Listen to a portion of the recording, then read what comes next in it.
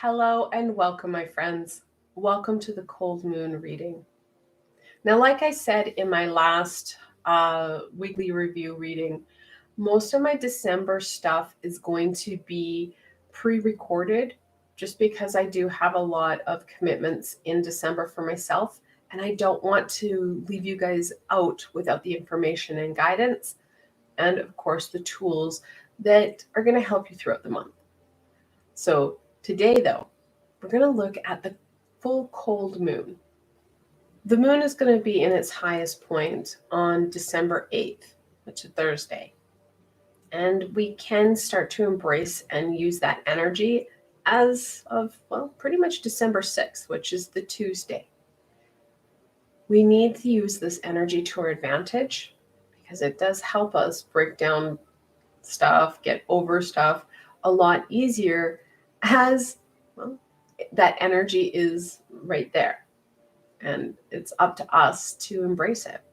So let's see what that energy is going to offer us. So in this reading, I do have with me the Tarot de la Nuit. I couldn't think of a better deck than the Tarot of the Night to embrace and reflect, well, the full cold moon, which is one of the longest moons in the calendar year. It's a toss-up this year between the full cold moon and the full wolf moon of January as to who gets the kind of award of the longest night, because it's being the closest to the winter solstice. This year it's kind of a neck and neck. They're both pretty long. And then I have paired the Tarot de la Nuit with the Enchanted Oracle. I really like the two of these connections.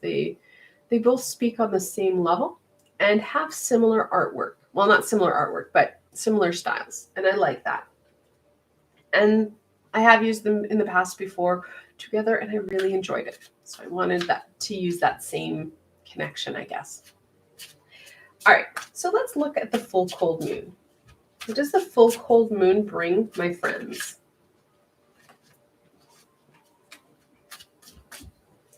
So this is a moon that's going to be nice and early in the year, or well, in the month. So it gives you lots of opportunity to explore December and part of January. And the full wolf moon, of course, like I said, this is why it's neck and neck, is at the beginning of January as well. So we've got that time, right? Okay.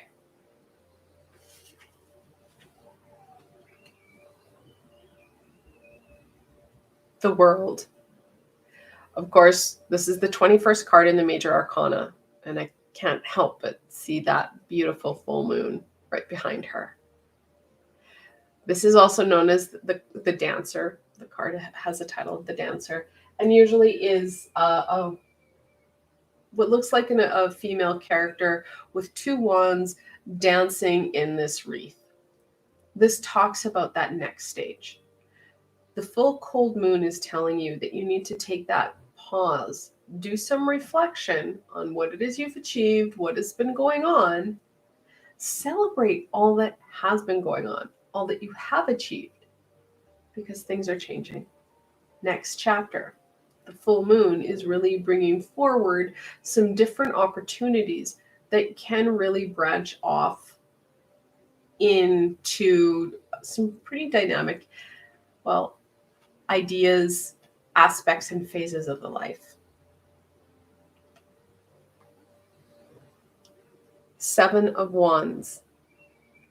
Of course, this card talks about not backing down. She's ready for a fight. Know that this card means that you can see she's kind of got the leg up. This card usually has a man beating, 6 wands down. You do have that leg up, especially with the reflection that you're looking at. It's not so doom and gloom, oh my God. It's more, okay, so this is going on. I'm not going to back down because this is about me. We have a tendency to, minimize our needs, giving ourselves that time and energy to, do what we want to do and need to do. And a big part of that, like I said, is that reflection.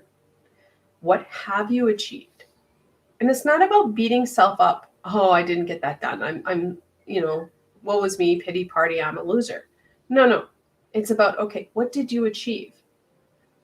What were you unexpectedly achieving? Because we always have those unexpected events and situations that come up and you're like, well, wasn't expecting that. And it takes away, right? What is it that you still need to get done? Looking at it from kind of an outside perspective. We don't want to get to that point of beating self up. We want that passion and fire and investment there. The minute that we start to feel that kind of, pity party come in, take a break, walk away from it.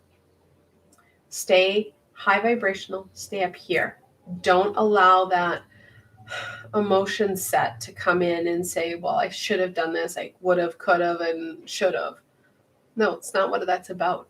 It's about what was achieved, whether it was expected or unexpected. And what do we still want to do? What do we need to do? Because I can tell you there's more opportunities and more stuff coming forward if we are present and aware rather than getting caught up in the past of what we didn't do. Okay, so let's get into this a little bit more. What further insight and information can we share with my friends regarding what they can achieve in the full moon? And I should say, what we're starting here in the full moon is something that you can keep going throughout the month, not just, for the next 5 days, I'm going to do this and then it's done. The world is talking more about taking the next 5 days to do the reflection, the rejoicing, the, kind of a yay for me, look what I did. And you know what? I'm pretty excited about what I'm going to do next, because that reflection will help you see more clearly on what you missed out on it being able to accomplish, or how things that you have accomplished have shifted and changed things. So now you want to do X, Y, and Z instead. And then you can start to set that forward. That's where we need that passion base. Okay, so I would need this to fuel me. How am I going to not lose this throughout the month of December? Because we know that December is probably one of the most action-packed months that we have. Taking a little bit of time, scheduling it in here and there so that we can still have that momentum. Taking the dancer's hand and dancing like no one's watching. The Queen of Pentacles.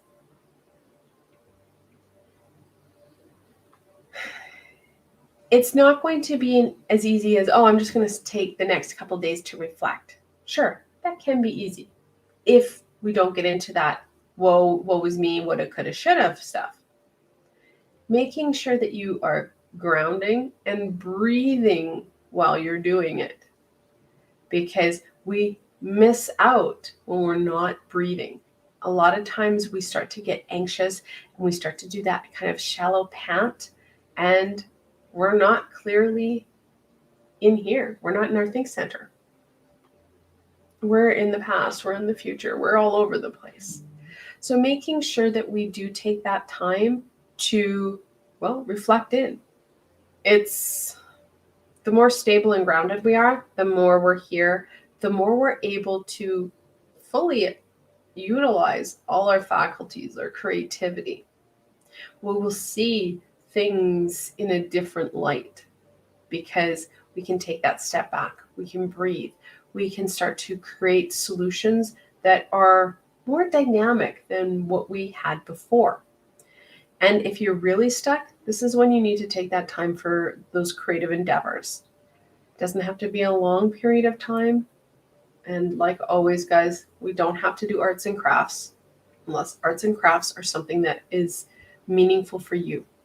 This is how you express you in a meaningful way. So making sure that you do take that time, it helps to get you out of your head so you're not overthinking things. You're not taking it from that point of pity party. We're gaining that insight and starting to see how to go forward.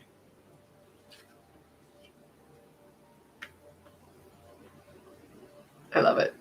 This is the High Priestess, the second card in the Major Arcana. She talks about, of course, that intuition, that creativity. She too is a rite of passage card. Whereas the world talks about that next stage, this is really that rite of passage. You're really going to see things come and pop if you are present and aware. Again, that grounded stability will truly help. I would encourage you over the next, 5 days, take some time and do some dream work. It's not hard. Before you go to bed, as you're getting, your pillows all fluffied and you're getting into your blankies, just ask for any and all high vibrational beings to support you with the ahas that you need, the healing that you need, the release that you need. And what's more, helping you to remember what it is that you had achieved during your work with whoever shows up. If I'm going to narrow it down to one person, so say if I was going to do some work with the moon, I would ask Archangel Haniel and Archangel Christiel to come join me and support me in this endeavor. And then I open it up. And any and all other high vibrational beings that want to support me for my greater good. You're opening up a gateway for a lot of support. I would recommend that you do have your spiritual binder close at hand. So when you wake up, before you do anything else, you grab your pen, your paper, and yes, please go old school on this, pen and paper, and just let your hand go. Don't overthink it. You don't even have to open up your eyes. Spelling does not count. Writing on the lines does not count. You can put it as your rough draft. I've worked with people who are like, but I can't keep that. That's messy. Rough draft it. It's okay. But you're getting the information out before you can start to doubt yourself. Additionally, you can use that creative energy to your advantage. This is the energy that helps to give us those ahas, give us that clarity. 9 out of 10 times when people get into that creative pursuit, they're not thinking about the problem, challenge, or fight that they have. They're thinking about that creative whatever they're doing. And I've worked with people who are welders, and for them, welding is their thing. Computer programmers, the clickety-clack. It's not so much what you're doing, it's when you're not overthinking things, when you're not processing and just keep swirling in the same stuff. Some people can also achieve this in the shower when they just, and I know a lot of people do their thinking in their shower because they can just let the water flow through. Again, another amazing element in supporting you and releasing the toxic crap and helping you with that clarity. We've got that clarity coming forward. It's what tool's going to be the best, and you could use all of them to your advantage. Because this is going to get in your way. The 9 of Swords. The anxiety, the depression, that pity party, right? I could have, I should have, I would have. That's not the point. If this is where we're going, we need to release that. I do have a meditation that I did with Archangel Metatron back in 2020, where that's what we're doing, is just releasing the pain. It's easy peasy. You just need to do the meditation. Just breathe. That's all you need to do. Now, if you're new here, welcome. I give you guys lots of guidance, tools, and supports to overcoming some of these challenges. I've got multiple meditation playlists. I've got multiple healing playlists. I've got mindfulness playlists, you name it. Everything is guided and supported, and it's free. I'm not a monetized channel at this point. So know that those tools are there for you to use and reuse as you need. So that release can help, because that anxious, that sad, it's going to come up. And know that this is not for the 5 days. It's not like, oh, well, I'll just be sad for the next 5 days and I'll be fine. No. This is something we're holding. And we've been holding on for a while. And as the winter continues to come forward up to winter solstice, and then into January, you're going to see in January, this becomes the 10 of Swords, and you don't feel like you can move at all. It will just compound and get worse. So, taking time now, facing that fear, that sadness, and releasing it so that you're not feeling so, overwhelmed and gross. The Four of Wands. I like how the Four of Wands has come out right after the 9, because the Four of Wands is also not only a celebration card, but a rite of passage card. And we have a lot of that right now. We've got the World, which is the quintessential movement card. We have the High Priestess, and she is one of the major arcana that is a gatekeeper. And we know that because, well, she literally has pillars. So the Hierophant's another one. The Moon is another one. You see that gateway. Well, the Four of Wands is that rite of passage celebration card. Well, know that celebration, that rite of passage is there. We just need to be present, stable, and mindful about what's happening in the present. Like I said, getting caught up in that past or hyper-focused in that future isn't going to help. It's actually going to amplify that 9. Feeling grounded, stable, calm will help. And I have a lot of meditations. I've got meditations on grounding, balancing, calming. Pick one, whatever. And you can pick more than one. Okay, there's no limit here. Just use those tools. That's why I give them to you. Other tools that you can use that may help out with that stability, of course, are crystals. My favorite for grounding and stability would have to be tiger iron. It's in the family of tiger eye, but it's tiger iron, IRON. It's red and black. I always have polished crystals because I do a lot of healing work with them. And the raw crystals, they're gorgeous. I love the I want to say realness, but the very earthy connection to them. But they can be a challenge when it comes to healing because people can scratch themselves on it. So use your crystals. Use which ones are you have and have readily available, and B, that you know how to use. Other things that can help with that grounded stability, well, things like cinnamon. So whether it be an essential oil or the actual cinnamon, right? This is the time for like spicy stuff, right? So add cinnamon and nutmeg to your coffee. Bring it kind of as a Christmas blend. It helps. Your essential oils, have it in your diffusers. That scent, well, it connects into your root chakra and it will help that stability and groundedness. Awesome. The Magician. These rites of passage, these gates, these changes, these shifts, this is all about you. You and your ability to, trust in you, work with your abilities, work within the parameters of your life, and kind of overcome some of that gunk and heaviness that we've been dealing with. Will we get rid of it all? No. Like I said, this is a start.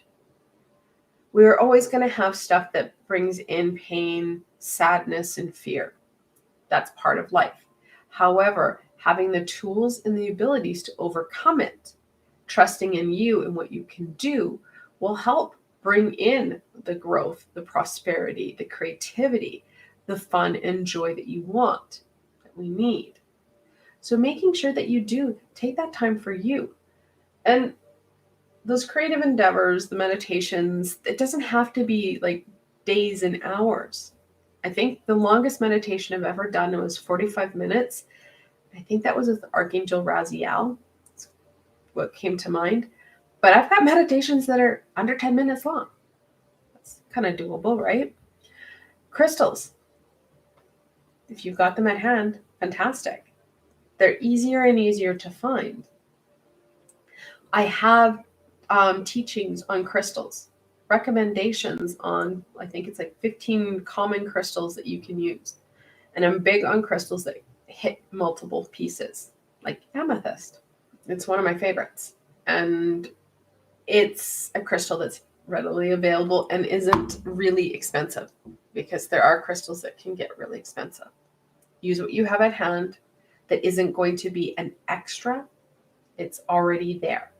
If crystals are something that you're wanting to look into, again, you can start that ball rolling. Take it slow. All right.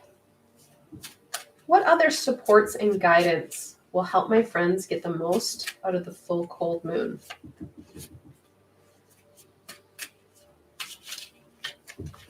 Oh, whoa.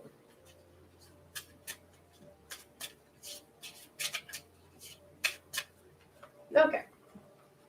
The one that tried to get to the floor, that came face up. We'll start there. Jewel of the sea. Like I said, that water is going to be so helpful in clearing out some of that gunk. Don't overthink things. Use what's called intentional bathing to your advantage. Before you get into the shower, before you get into that bath, ask for any and all high vibrational beings to support you in clearing, healing, and releasing the stuff you don't need that's holding you back, and just let it go. If you're in a shower, you can visualize it, being washed off of you. You can visualize in a bath that the water and bubbles are just dissolving. Think of it as like those like old school like Palmolive commercials where the grease just goes away. Magic, right? Like, we can use that to our advantage.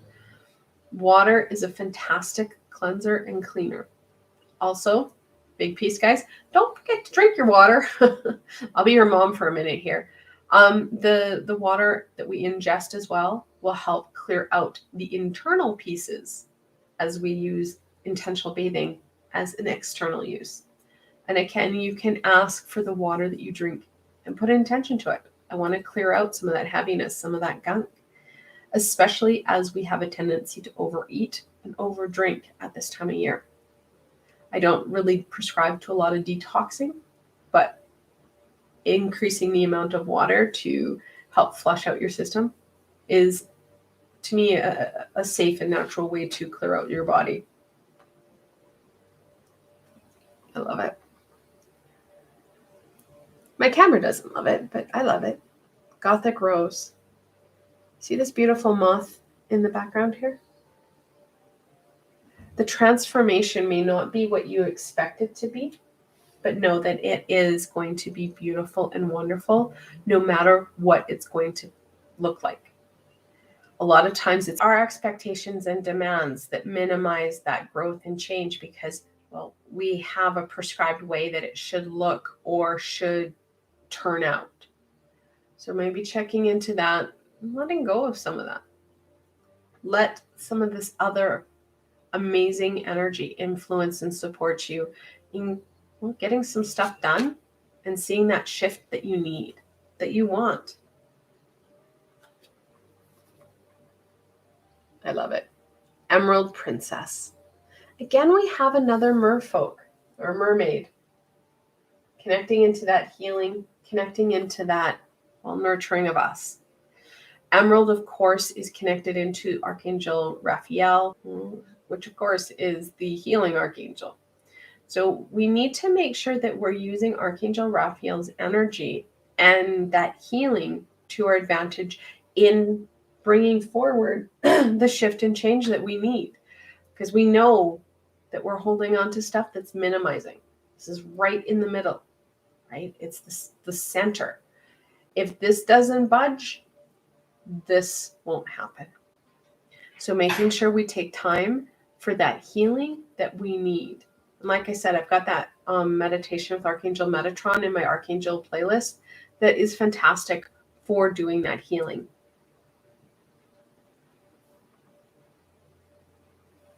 I love it. The Celtic Witch. That symbol, that Celtic symbol is in the background. It's really speaking to me. Don't forget the power of symbols. And we see symbols, especially when we're bombarded with them in our society. Taking time and really embracing some of the symbols that are going to be meaningful for us right now. Making sure that we're taking time in that tradition, because that time, well, it can't be taken back. This is a time for symbols, for tradition, for that love and that light.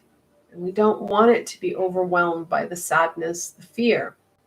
Like I said, that only is going to compound and multiply as we go forward into the winter, into winter solstice, and into January.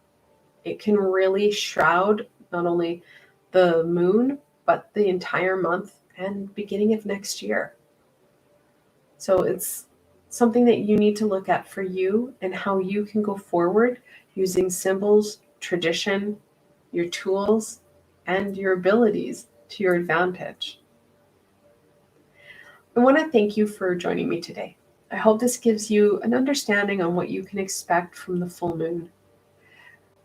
Take the time for you. A little bit does go a long way. Now, if you did like this session, please remember to give it a thumbs up, as it helps people find me on the sea of YouTube. More importantly for you, though, don't forget to subscribe and hit that little red bell. I've got more healings, meditations, and guidance coming forward, and you don't want to miss any of it. Now, if you're looking for extra tools, I do have a Patreon and Ko-fi page where you can get some extra tools and supports. I've provided links below, so why not go check it out? Again, I want to thank you for joining me today, and I hope that you are able to embrace the full cold moon and get as much done as you can. Until tomorrow, my friends.